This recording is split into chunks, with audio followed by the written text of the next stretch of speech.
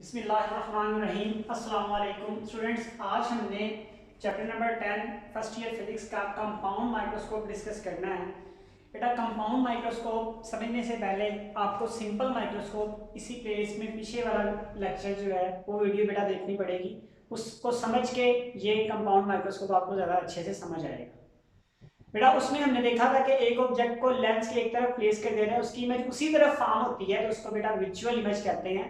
और जो image form होती है जहाँ पर वो लीस्ट डिस्टेंस होता है, मतलब लीस्ट डिस्टेंस पर इमेज विजुअल इमेज फॉर्म होती है। और उसमें इमेज का distance is equal to D के लेते हैं, मतलब लीस्ट डिस्टेंस के लेते हैं।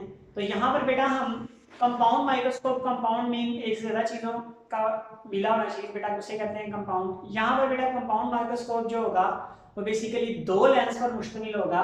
एक लेंस बेटा हम कहते हैं जिसे आई ऑब्जेक्टिव लेंस, इसे बेटा नाम दिया जाता है ऑब्जेक्टिव लेंस का।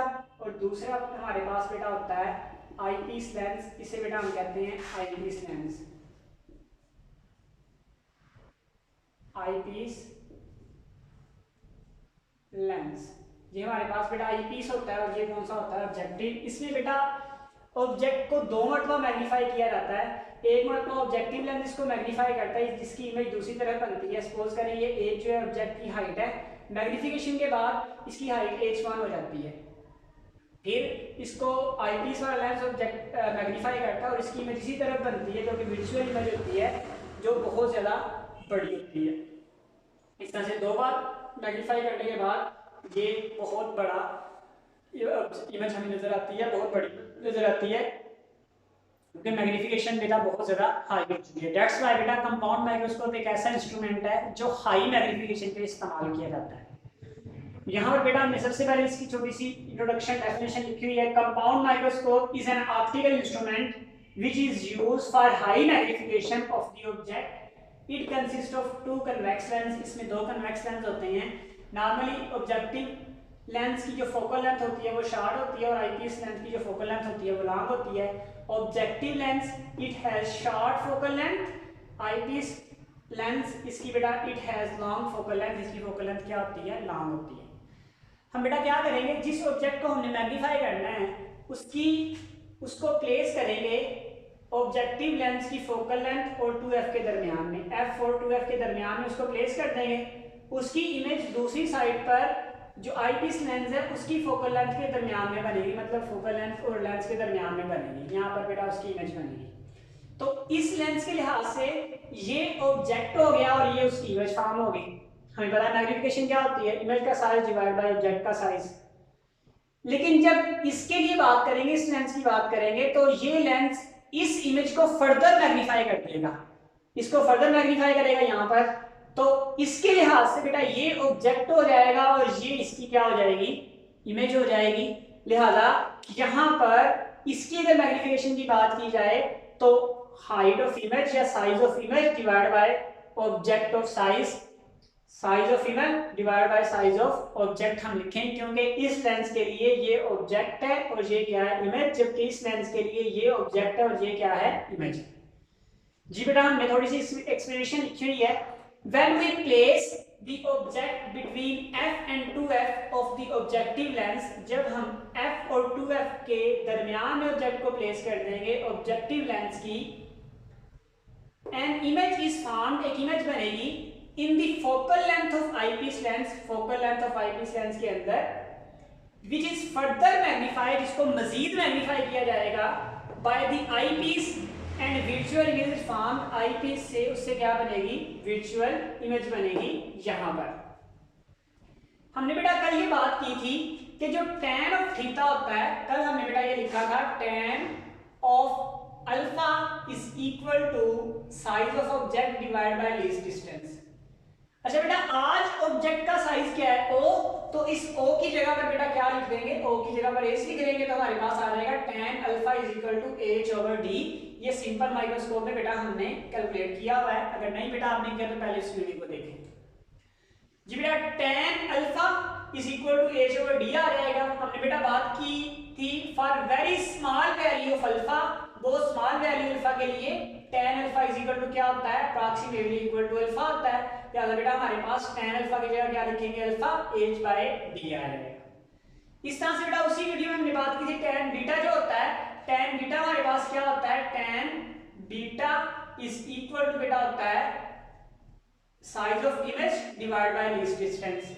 तो अब यहाँ पर साइज ऑफ इमेज क्या है, ये साइज ऑफ इमेज है यानी h2 यहाँ से यहाँ तक, तो इसको लिख लिया h2 divide by least distance, क्योंकि i की जगह पर क्या लिख लिया h2। इसको बेटा h2 divide by d, sorry for very small value beta is tan beta is equal to क्या हो जाएगा बीटा, तो बेटा tan बीटा की जगह पे अप्रॉक्सीमेटली इक्वल टू बीटा, तो beta is equal to h2 divide by d आ जाएगा।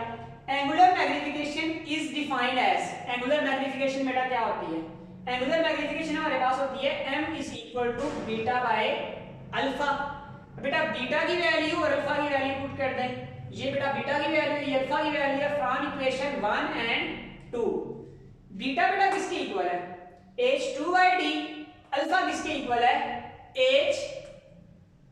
h ओवर d, तो अल्फा की जगह h ओवर d, बेटा d से क्या हो जाएगा कैंसिल, तो मैग्निफिकेशन किसके इक्वल आ जाएगी, h2 डिवाइड बाय h। हमारा आंसर बेटा ये आया है। इसका मतलब है ये इमेज है, ये ऑब्जेक्ट है, मतलब ये ऑब्जेक्ट है, इसकी मैग्निफिकेशन ये है, ये हरगिज नहीं है। हमें पता है कि इस ऑब्जेक्ट को 2 मरतबा मैग्नीफाई किया गया तब ये इमेज बनी है, मींस एक मरतबा ऑब्जेक्ट को मैग्नीफाई किया तो h1 बन गया, फिर h1 को मैग्नीफाई किया तो क्या बन गया, h2 बन गया। मतलब कितनी बार मैग्नीफाई किया गया, 2 बार मैग्नीफाई किया गया। तो बेटा इस फॉर्मूले को जरा क्लियर करने के लिए हम फर्दर क्या करेंगे, इसको h1 और h1 से मल्टीप्लाई और डिवाइड कर देंगे क्योंकि h1 है। तो हमने बेटा यहाँ पर लिखा m is equal to magnification is equal to h2 over h multiply and divide by h1। अब बेटा h1 से मल्टीप्लाई कर दिया और h1 से ही डिवाइड कर दिया, इन दोनों की बेटा जगह चेंज कर दें, h1 को इधर ले आए, h2 को इधर ले आए, हमारे पास h1 over h, h2 over h1 आ जाएगा। अगर बेटा इसको ऑब्जर्व करें, इसका मतलब है इमेज एंड ऑब्जेक्ट किसके लिए, लेंस 1 के लिए, ऑब्जेक्टिव लेंस के लिए। ये h1 इमेज है और ये उसका ऑब्जेक्ट है, इमेज का साइज डिवाइड बाय ऑब्जेक्ट का साइज, तो ये लेंस 1 की मैग्नीफिकेशन हम इसे कह सकते हैं। इसे हम बेटा क्या कह देंगे, m1 की लीनियर मैग्नीफिकेशन, ऑब्जेक्टिव लेंस की linear magnification.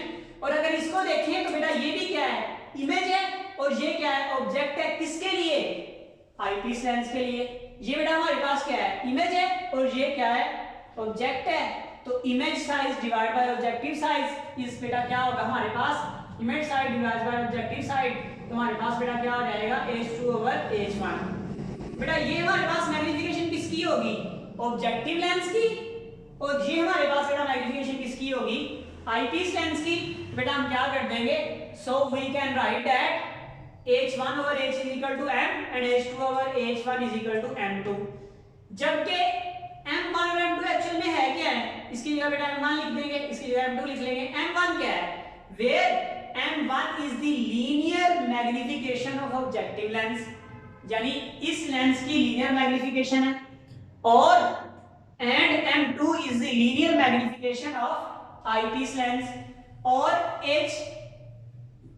h2 over h1 किसकी मैग्नीफिकेशन होगी, h2 ओवर h1, m2 किसकी मैग्नीफिकेशन होगी, आईपीस लेंस की।